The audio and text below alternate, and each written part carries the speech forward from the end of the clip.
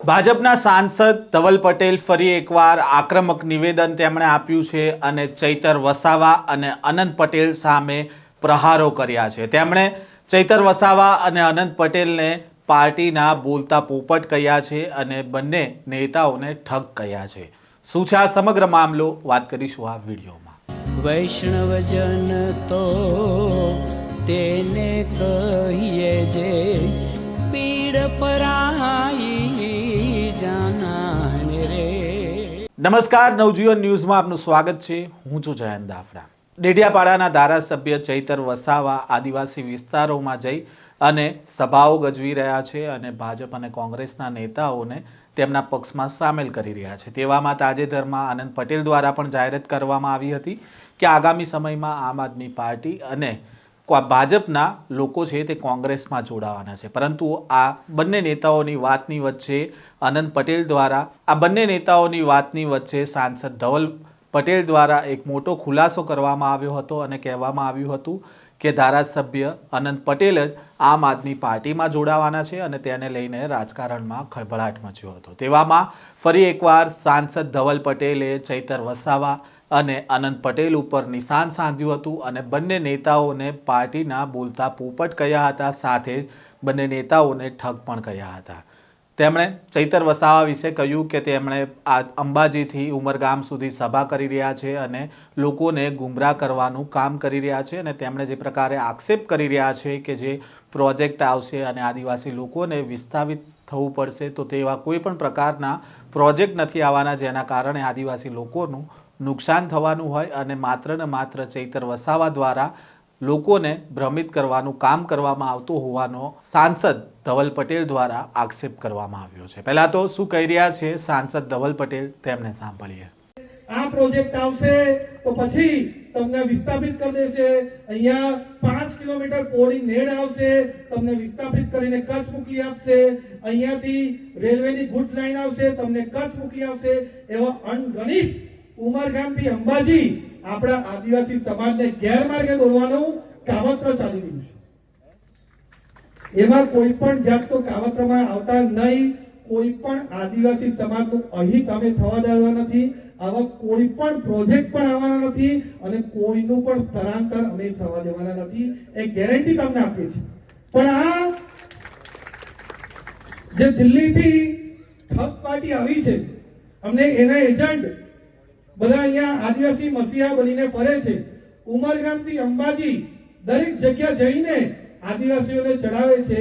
પણ મારે એ ઠગ ટુકડે ટુકડે ધારાસભ્ય ચૈતર વસાવાને પૂછવું છે કે આદિવાસી આદિવાસી આદિવાસી કરે છે, તમારા પાર્ટીના સુપ્રીમો અરવિંદ કેજરીવાલે ઓન રેકોર્ડ વિડીયો પર બયાન આપ્યું છે કે આદિવાસી, એસસી અને ઓબીસી ને એક જ વાર આરક્ષણ મળવું જોઈએ, એમણે બયાન આપ્યું અને એમ પણ કીધું કે આ આદિવાસી, એસસી અને ઓબીસી ને આદિવાસી, એસસી અને ઓબીસી માં આવકની મર્યાદા પણ લાગવી જોઈએ, એમ પણ કીધું છે।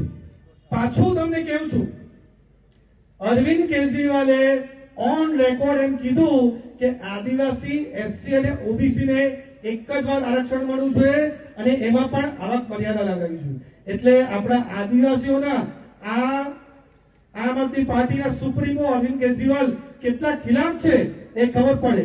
અહીંયા બધા જ આદિવાસી સમાજના લોકો બેસ્યા છે।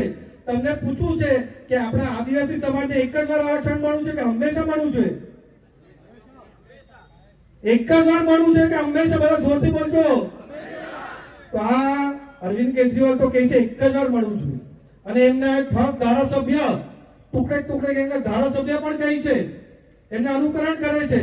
આ ચૈતર વસાવા આમ આદમી પાર્ટીનો બોલતો પોપટ છે। જેટલું અરવિંદ કેજરીવાલ બોલે એટલું જ કરે, ત્યારે આદિવાસી સમાજ એમને યાદ નહીં આવે।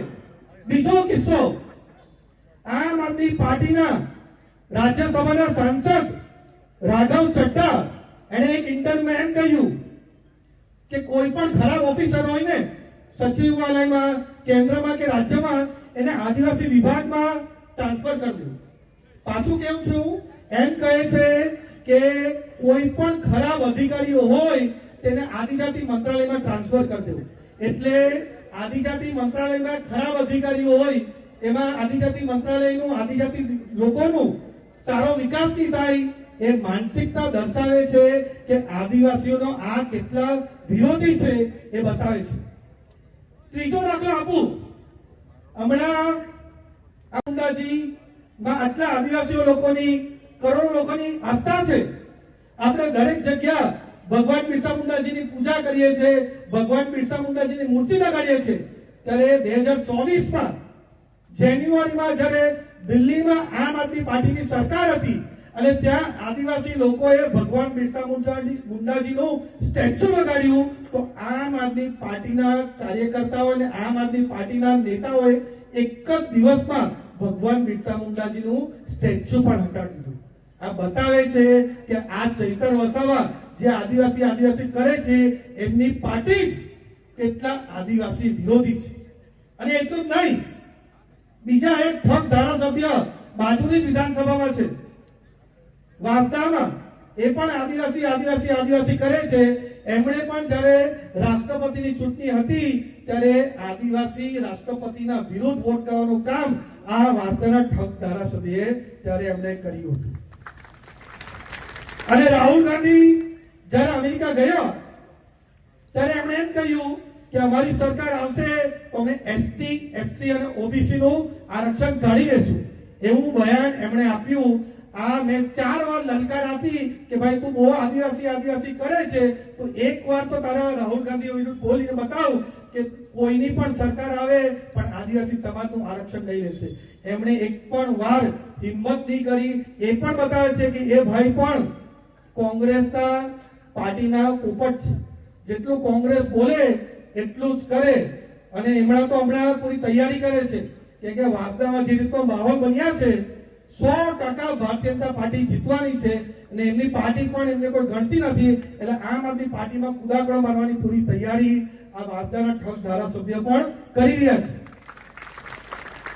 અને જ્યારે આ બંનેઓ આદિવાસી કરે છે કે અમારા આદિવાસી સમાજમાં કોઈ પણ જાતનો અન્યાય થાય, કોઈ પણ જાતનું અહિત થાય તો અમે સૌથી પહેલા ઉમરગામથી અંબાજી પહોંચી છીએ. ત્યારે દાભેલની અંદર આપણા આદિવાસી સમાજના યુવકની હત્યા થઈ. કસાઈઓએ એની હત્યા કરી કારણ કે આદિવાસી સમાજના યુવકે ગૌ હત્યા કરવામાં ઇનકાર કર્યું, એમનું મર્ડર કરી દીધું. ત્યારે અમે પોતે બધા જ અમારા ભારતીય જનતા પાર્ટીના કાર્યકર્તા, હું પોતે પણ અંતિમ યાત્રામાં સામેલ થયો અને કાન પણ આપી અને પૂરો ન્યાય અપાવવાનું કામ અમારી ભારતીય જનતા પાર્ટીની સરકારે કર્યું. અને હું નરેશભાઈની પણ તારીફ કરવા માંગુ છું. નરેશભાઈએ આદિજાતિ મંત્રી તરીકે ડાયરેક્ટ કોઈ પણ જાતના આ જે રીતના કોંગ્રેસ વાળા ફાકા ફોજદારી કરે છે, આમ આદમી પાર્ટી વાળા ફાકા ફોજદારી કરે છે, નરેશભાઈ પોતાનું કામ કરીને ડાયરેક્ટ ડીબીટીના માધ્યમથી એ મહિલા પીડિતના ખાતામાં પૈસા આવી ગયા. એ કામ આપણા નરેશભાઈ કર્યું. એમના માટે પણ ખૂબ ખૂબ તાળીઓ કાઢીને આપણે સ્વાગત કર્યું. એ કામનું કામ આપણે કરીએ. પણ જે ચૈતર વસાવા અને વાંસદાના ધારાસભ્ય આદિવાસી કરે છે એ ત્યાં જ્યારે કસાએ એમની હત્યા કરી ત્યાં નહીં ગયા. 10 દિવસ 15 દિવસ પછી પ્રેશર આવ્યું ત્યારે એ ગયા અને ત્યારે પણ કસાઈ વિરુદ્ધ એક પણ શબ્દ બોલવાની હિંમત નહીં કર્યું. ફક્ત માથા ભારે શબ્દ એટલું બોલી જતા રહ્યા. અને વાંસદાના ધારાસભ્ય તો અહીંયાથી ઉમરગામ કઈ થાય તો પણ જતા રહે, ઝારખંડ થાય તો પણ જતા રહે, પણ નવસારી જિલ્લાની અંદર હત્યા થઈ તો પણ ત્યાં ગયાની. એ બતાવે છે કે આદિવાસી વિરોધી કોણ છે અને આદિવાસી સમાજ સાથે કોણ છે. તમને આજે આદિવાસી સમાજના દીકરા તરીકે, સાંસદ તરીકે, પૂરના નેતૃત્વની તરફથી કહું છું, આમ આદમી પાર્ટીના અરવિંદ કેજરીવાલ અને કોંગ્રેસના રાહુલ ગાંધી કહે છે કે આદિવાસીનું આરક્ષણ લઈ લેશે. અમે તમને ખાતરી આપીએ છીએ કે જ્યાં લગીને નરેન્દ્ર મોદી સાહેબ, ભારતીય જનતા પાર્ટી અને અમે બધા છે, આદિવાસી સમાજનું આરક્ષણનું 1 ઇંચ પણ લેવા દેશું નહીં. તમારી સાથે ખભેથી ખભે મળાઈને ઊભા છે. અને એ જ રીતે ડાંગમાં પણ સર્વાંગી વિકાસ થાય, આદિવાસી સમાજનો સર્વાંગી વિકાસ થાય, એના માટે પણ પૂરા કાર્યરત રહેવાના છે. હમણાં મનરેગાથી હટાવીને VBG રામજી બિલ પણ અમે લાવ્યા છે, જેનાથી આપણા આદિવાસી સમાજ છે, કામદારો છે, એમને 100 થી વધારીને 125 દિવસ એમ કામગીરી કરી શકશે અને સારી રીતે પૈસા મળે એના માટે પણ પૂરો પ્રયત્ન કરવાના છે. એટલે તમે કોઈ પણ જાતની ચિંતા કરતા નહીં. આદિવાસી સમાજનો સર્વાંગી વિકાસ કરશું અને 10 વર્ષ પછી આપણે ડાંગની સિક્કલ અને સુરત બદલાઈ જશે એવી ખાતરી તમને આપું છું. આમ જે પ્રકારે આદિવાસીના મુદ્દા ઉપર ચૈતર વસાવા અને અનંત પટેલ સરકાર પર પ્રહાર કરતા હોય છે, તે જ પ્રકારે હવે સાંસદ ધવલ પટેલ દ્વારા ચૈતર વસાવા અને અનંત પટેલ ઉપર પ્રહાર કરવામાં આવ્યો છે. સાથે કોંગ્રેસના રાહુલ ગાંધી સામે પણ ધવલ પટેલ દ્વારા પ્રહાર કરવામાં આવ્યા હતા. આ પ્રકારના સમાચાર અને અહેવાલ સાથે ફરી મળીશું. નવજીવન ન્યૂઝ સાથે જોડાયેલા રહેજો.